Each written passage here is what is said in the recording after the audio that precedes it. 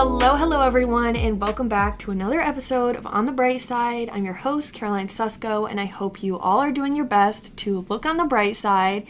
You guys, today is a super special episode because not only do I have a guest joining me today, but she is someone who has been able to help me tremendously over the past few years, not only with my personal life, but with so many life lessons in general. So I thought it was time for her to come join me on the pod.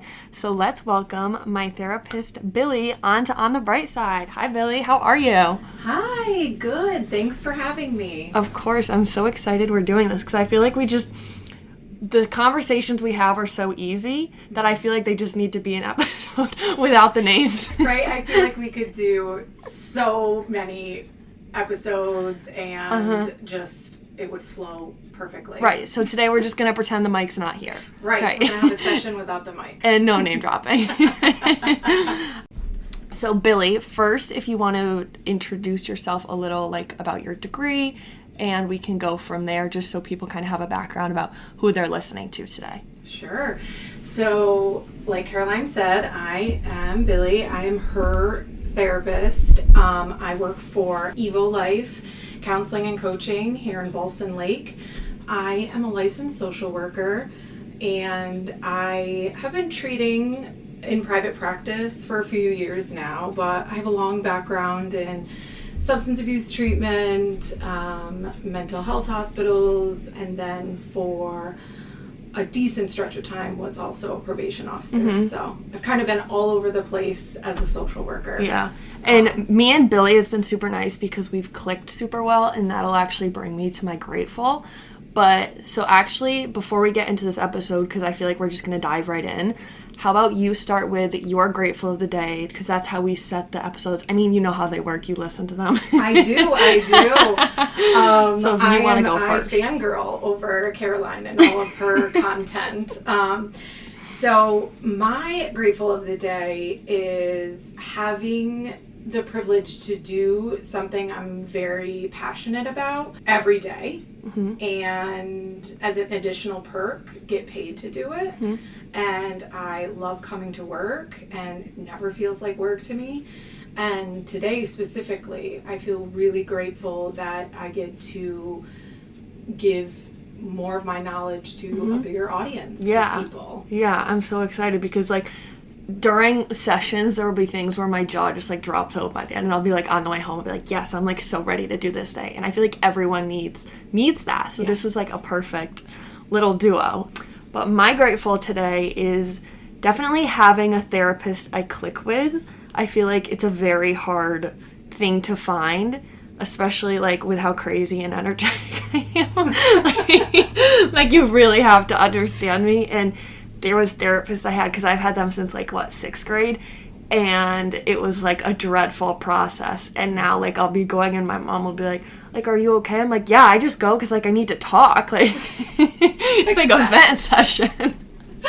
Exactly. I get to dump all of my stuff and walk out the door and leave it behind. Right, and it's just awesome. And especially, like, you're very in with my generation, too. And so, like, I was like, guys, like, this isn't, like, a normal therapist. Like, this is a hip therapist who understands the ins and outs of generations. You know, I really appreciate that because I really do try my best to stay as in the know of all generations, right? Like, I treat people from 18 all the way up to, like, in their 70s. Yeah. Like, I feel like I can connect because I keep up to date on what's going on in the world. Right, yeah, because, like, we'll be talking about TikTok stuff, and you'll be watching the same girls I do on TikTok, and I feel like that's an easier way to connect, and when you know the, like, wording of how we talk and act, especially because, like, my generation is, I don't know, we act in a different way, and I feel like we're more laid back.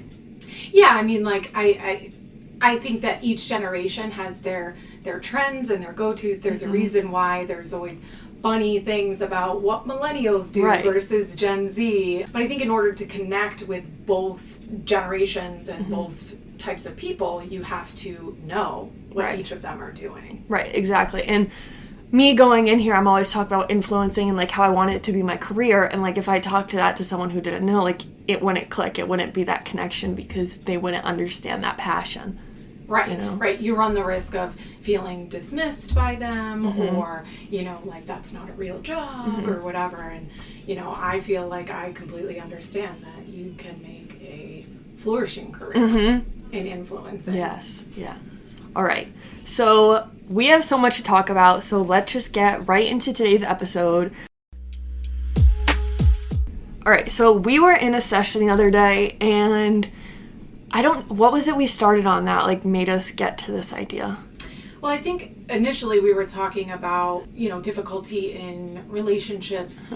I think we got basically on the broader topic of, how being a young adult in, transitioning the 18 to 24 range is really difficult for relationships, right? You're leaving high school, you're transitioning to college, and then you're transitioning from college into real world, and so many changes happen in relationships because of all of those transitions, and it's really hard to navigate those relationships and how to handle specifically maybe when you feel betrayed. Right. I know everyone can relate to it because everyone has relationships everywhere in their life, and that's why I kind of thought this would be we thought this would be a good episode because it wasn't just like running all over the place, like we were going to focus on one thing specifically, because last week we had a really good talk. So I was like, all right, everyone needs to hear this.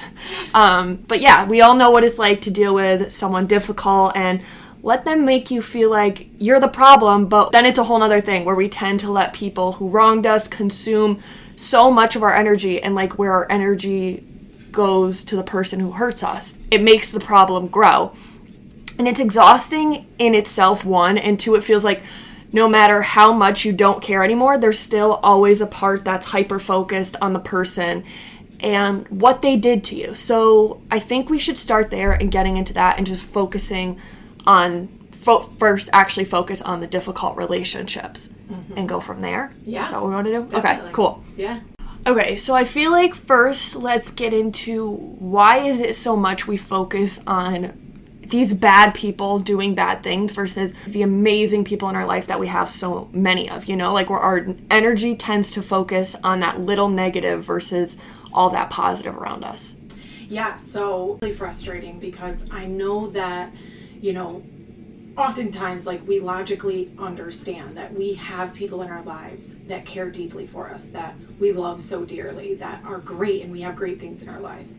But then we find that our mind goes directly to like the negative people and the negative things in our life. And that's because we have innately a negativity bias. As human beings, we have a tendency to pay more attention to and give more credibility to the negative information that we are receiving as opposed to the positive information or the positive stimuli that come into our life. And this, unfortunately, is true even when the negative experience is more insignificant than the positive experience. So if there's one negative person in a group of 10, you're going to tend to focus on that. Exactly. Yeah. Right? And you ask yourself, but why? So, there's a reason for it, right? And it is the brain doing its job, right? Because the brain's job is to help us survive and alert us when there's, potential dangers and threats around us. So it can be super useful for survival and finding danger around you. But it becomes really negatively impactful in your life, in your relationships. It leaves you in a really negative space. Right. And I feel like too, no matter how much your energy's not there, it feels like it's always there. Like no matter how much you really feel like you don't care, there's that part left that still has you caring. And I don't know, there's people in my life that I don't have a hold with anymore, but for some reason their presence just makes the event feel off and feel like all your energy goes to them, even when you don't purposefully mean for it to happen. It happens unconsciously. Is that the word? Yes. Yeah, so it is really unconscious. And that's why, in the beginning of this, I was saying, we could have so many episodes about this, because I could go off on a tangent right now about why you specifically or why certain people do that. And it has a lot to do with your attachment style and, you know, how your upbringing and in your relationships in your childhood. And so all of that plays into your ability now as an adult to kind of sift through that and pick out what goes. Yeah, but like focusing on them when they're somewhere with you versus focusing on the good you're surrounded by. And I feel like a lot of people struggle with that, like I said before. But what do you think people can do for situations like that to focus on the right part of the picture? Right. Because we'll miss out on our lives if we... Right. You can miss out on possibilities and events that are really important to you because you're so focused on or what it is you're really stuck in the hurt and the anger that you feel towards that person. Right? So a way to kind of work through that negativity bias is to really train your brain to consciously focus on the positive and actively seek out positive experiences and positive people around you. So even if that person's in the room or even if that person may possibly be there, you know, train your brain that like when it goes to that negative space that you're going to consciously bring it back and you're going to, you know, gravitate towards the positive people and the positive aspects and positive thoughts that come to you when you're in that situation. So what do you think the first step in doing that is, especially when you feel like you don't care anymore, but obviously you do if it's still affecting like your opportunities in your, like where you go? Well, I think before we get into the solutions, let's give a little background on what's going on cognitively for you in those situations or for people in those situations, right? Because I feel like once we're able to understand it more on like our minds, it helps us understand more what's going on the outside and your ability to like see it almost. Right. When you gain more insight into what is actually happening to you, then you can implement the solutions more appropriately, right? Yeah. We do live in a society that oftentimes wants immediate gratification, right? We want solutions. We want to fix it. We want to make things go away. But that's not generally how things work, right? You know, you're in therapy. Like it's a process. It's a long haul process, right? And Yeah. it's not perfect. There's going to be many flows. speed bumps along the way, but really understanding what's going on in your brain, I think is really important for that. So what happens when somebody wrongs you or hurts you in some way, betrays you, it's like you become trapped in your brain, right? One therapist would call this the maze. Another therapist would call this a mental prison or a mental purgatory. But essentially what it is you are caught in a repetitive loop of thoughts about how that person wronged you, and you have issues moving on from that, right? So it's important to know that we are all guilty of this. We all have had this problem at one point or another, where we have had looping thoughts about what somebody has done to us. So just for some, it happens more often or it happens more easily. But what happens when you feed those looping repetitive thoughts is that you get deeper and deeper into this maze, right? You get deeper into the mental prison, and it becomes that much harder to get out. Yeah. I know that you can probably relate to the more you think about it, the more angry you get. Right. The more hurt you get. It's kind of like an intrusive thought. Like if you keep focusing on it, the bigger it gets, like it untangles into something more and more and more. And it becomes more real, and it becomes more hurtful. And your perceptions then are off, because what's happening in that moment is that your logical brain is no longer in the driver's seat. That is your anger, that's your hurt, that's your emotions that are in the driver's seat. So when you're in this state of mind, you often feel stuck, right? Like, how do I get out? Like you just said, like, where do I begin this process? So it's like the world continues to move on. Oftentimes you'll see this, like, your friends maybe have like forgiven the person or moved on, and it seems like everybody's moving on with their life, and you're stuck in this past situation. Yeah. Like, it could be from years ago, and people are like, why are you still on it? Like, and I feel like people don't fully process it, and that's why it's holds on with people for so long. It just gets dug under more and more. And so then it's, like, always there in the back of your head. It just begins, like, to hurt less and less. So much so that sometimes we don't even know what the injury was. Mm-hmm. We don't even remember what actually happened, what that person did to us. We just know that they hurt us. Mm-hmm. Because that at that point, you're so deep into the maze that you can't get out, right? So the question often is, if we know that this is happening, we know, the logical part of us knows that we should get over it, like move on. So then it's like, why do we allow these people to continue to steal our energy, right? Personally, like for me, when I feel like, why do we let people steal our energy? It's because we feel like we don't get the closure, because with everyone you can't get closure, and that's the hard thing about it, because you want it to be solved. But there's some problems that you just have to keep unsolved because people aren't willing to talk to you. And that's like a hard pill to swallow in itself, and it's something that I have a hard time learning and still definitely need to learn. But it makes sense because it's a book that's always still open. It's a puzzle that doesn't have its final piece. Exactly. It feels like unfinished business. Mm-hmm. And we are not good at not having a fix or a solution to something. Right. A lot of times, universally, as it is. Because that's what, like, we're taught, too. You're taught to, like, finish something and see it through. And when it can't be finished, or when something's left not to, like, a good place, you feel, like, off. And then, like, that's where my energy goes, because I know something's wrong, and I fixate on that one little thing, because I know if I have to, like, run into them, if I have to see them, like, it's going to be awkward again, or my anxiety's going to go, because it's not solved. Exactly.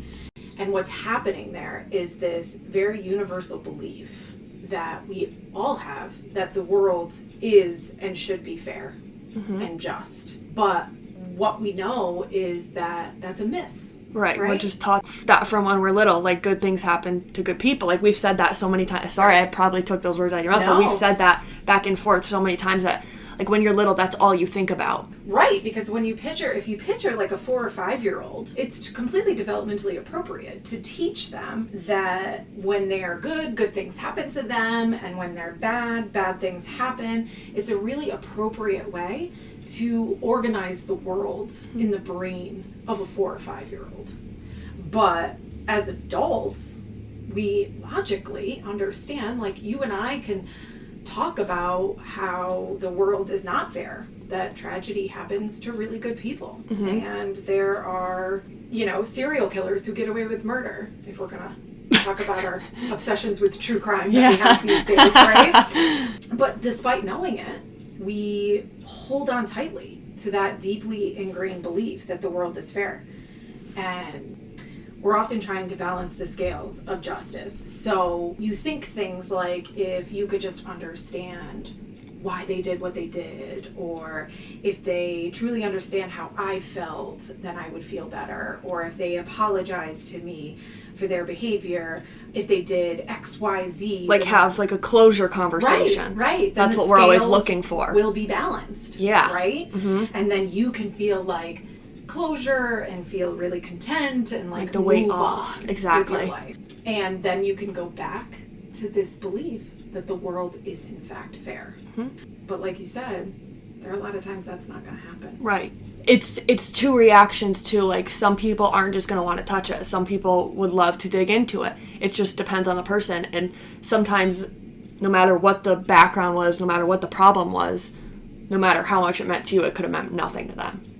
Right. Or they could not have the capacity to take accountability for their behavior, or their perception of the situation of what happened is completely different than your perception of the situation, and they're not able to have that conversation, or maybe you're not able to hear that conversation. There's a lot of factors that go into the fact that we cannot control. The just world belief is a way that we try to hold on to control, right? That we have control of the world around us. Because when we really pull it apart and think about how little control that we actually have in our lives, it can be really scary. Yeah. And me especially, like, if I I mean, that's like where my anxiety comes from, and I feel like a lot of anxiety comes from, like, you just jump onto what you think you can control when you can't control it. And for some, like, relationships, of course you can mend it and make it work. A lot of them are like that. But there's also like a good 25% at least that just don't want to be mended. And some people don't see it as like fairing this, what was it, fairing? Making this, balancing the scale. Like, they just see it as a problem, like getting deeper.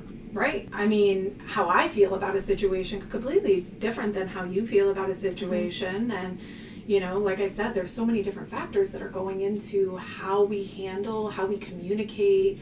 And you're right, a lot of the anxiety that most experience is basically your brain trying to organize information and try to come up with every possible outcome that could happen so that you can control how you're going to react when that happens, how things are going to play out. But in reality, their control is an illusion. We have no control.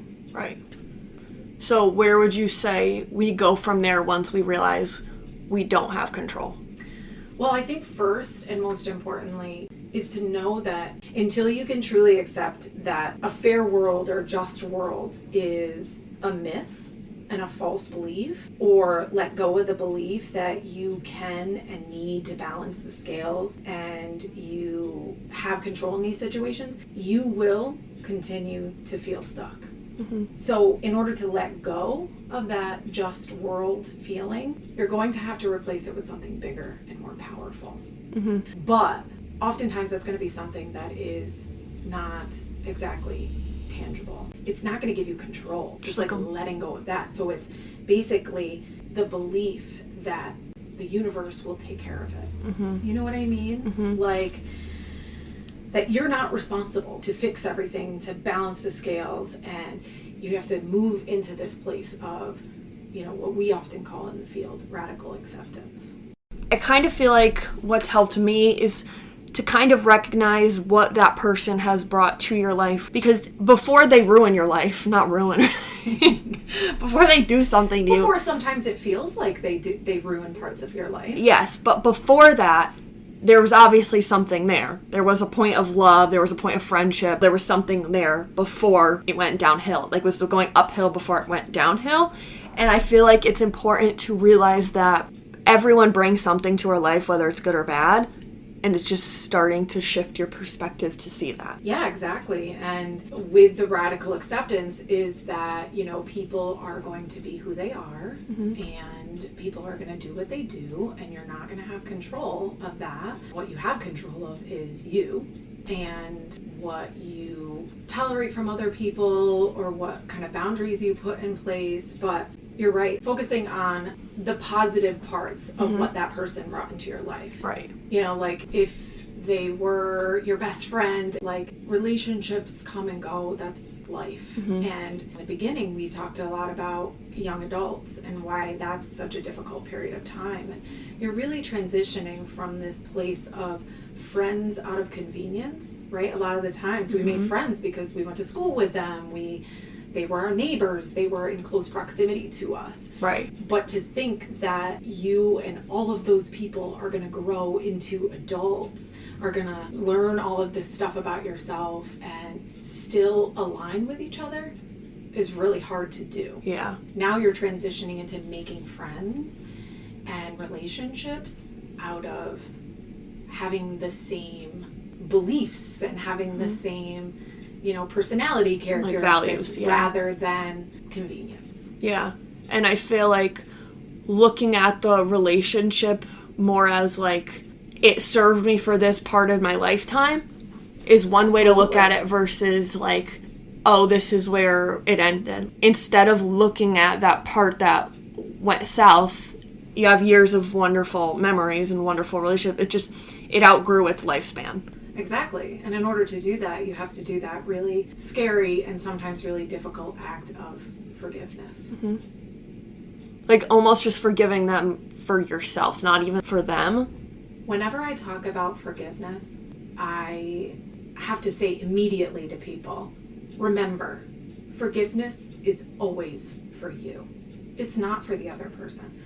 you're not letting people off the hook by forgiving them. A lot of times we feel like, I want to hold this person accountable. I don't want them to think that they didn't do anything wrong. And if I forgive them, then again, you're feeling like you need to balance the scales. Right. Well, it's not about that, right? It's in your best interest to forgive people.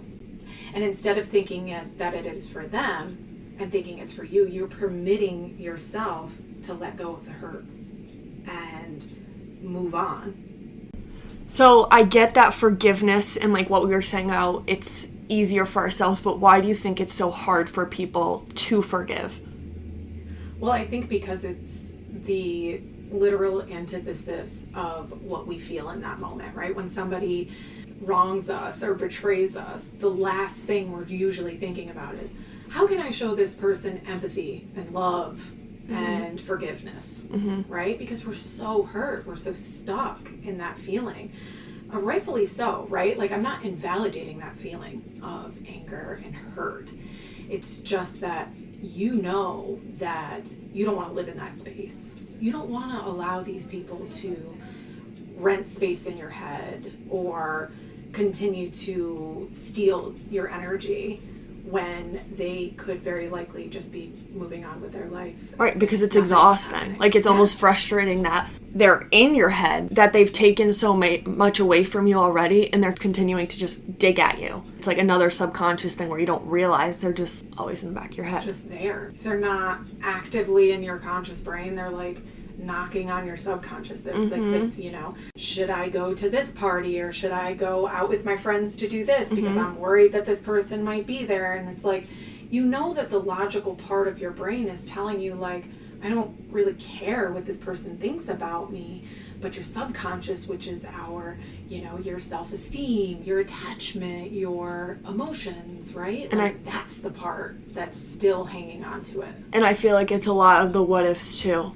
coming back, because again, being someone with anxiety, it stems off of what ifs. So if I'm like, oh my gosh, what if they say something tonight, or what if they tell the story that never actually happened? What if they told the people that are going to be there? Right. Right? And if we're in the same room together, are other people going to be?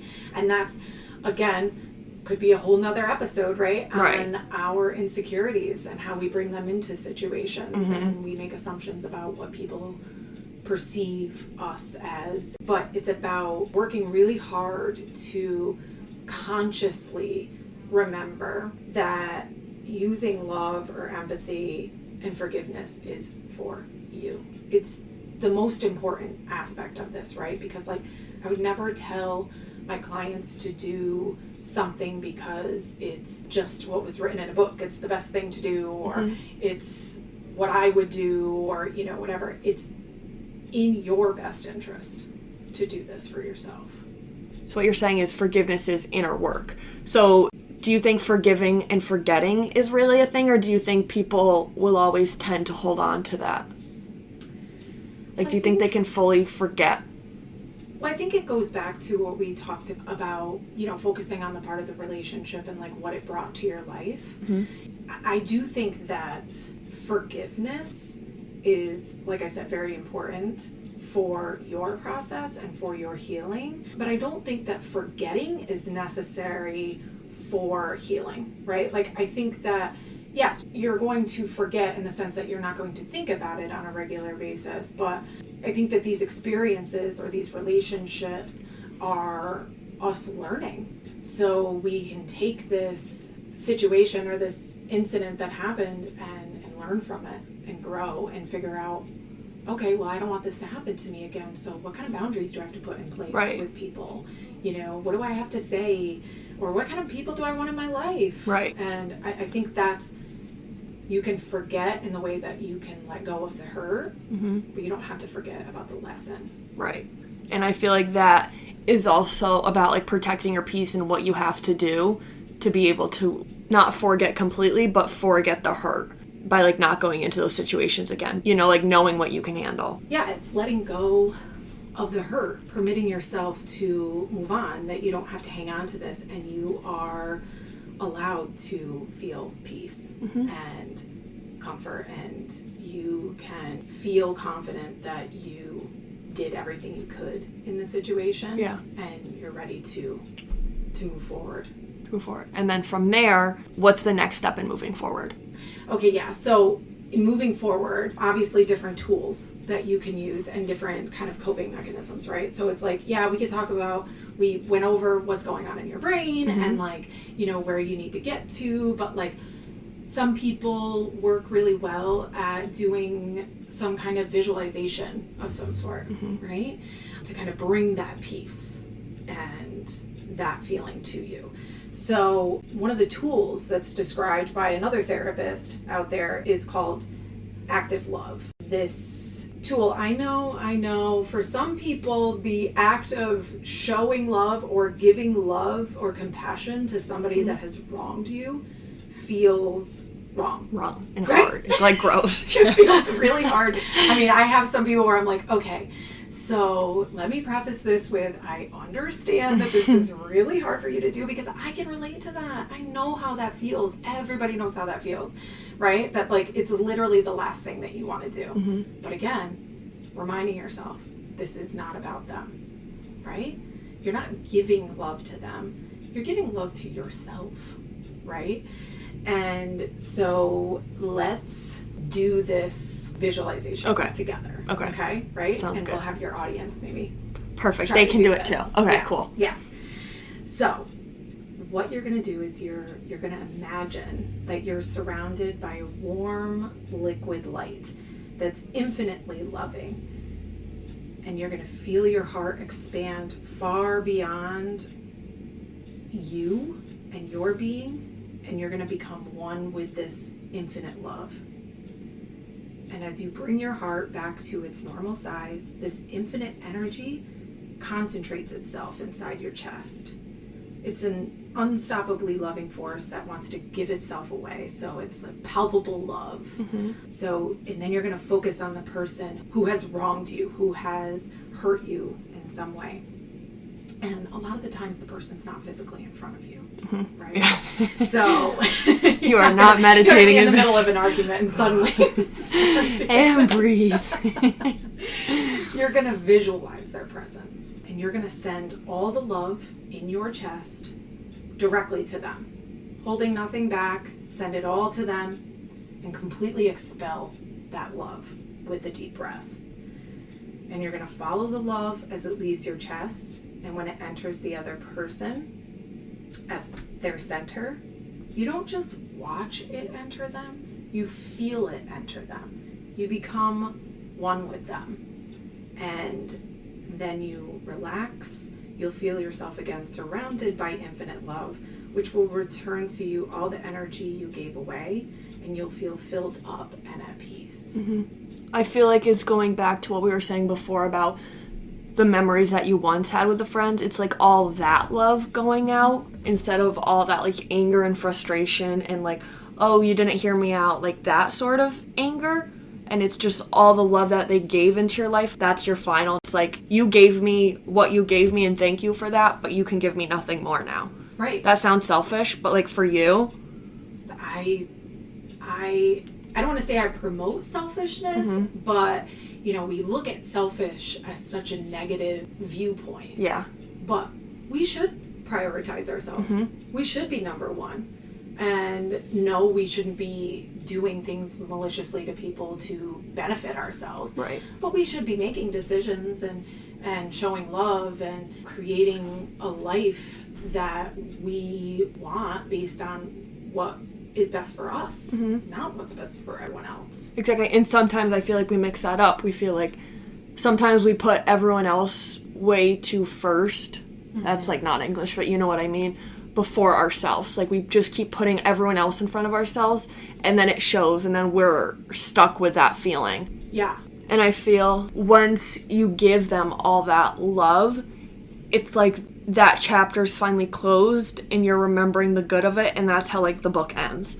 Right. And you can provide yourself with closure rather than relying on an external force to give you that closure that may never happen. Because that memory's no longer a bad one. It's all they brought to you. It's over. It's solved in your brain, and that's closure in itself. And sometimes not getting closure is closure, and sometimes you have to give yourself that closure and make it closure when no one else can give it to you. Right. And what you have to remember with any of these types of situations is this is a process. So we could use this tool, we could do the visualization, we could feel empathy and love and compassion for other people and feel like we've let go and get triggered again. So be gentle with yourself in knowing that it's not perfect. It's a process. And just be gentle with yourself. You know, don't get too hard on yourself when you find yourself thinking about that person again. Go through the exercise again, practice it again, and you will get to that point, right?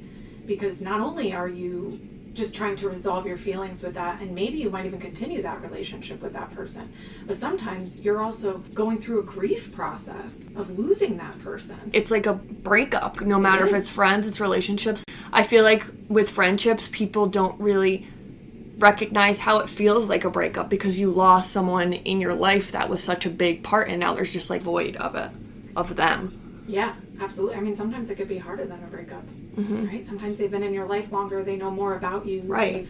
You've connected with them more, and we go through grief a lot in life, right? Because it's not just about losing loss as in death. We're losing relationships romantically, we're losing friendships, we're losing jobs, we're losing parts of our lives. There's a grief process going on. It becomes really complex and really big and really difficult. So that's why I say to be really gentle with yourself because you're going through a lot, and especially, I'm telling you, your age group, it's a tough time in life. So many changes, so many transitions, and I have so much empathy and love for people your age. Yeah.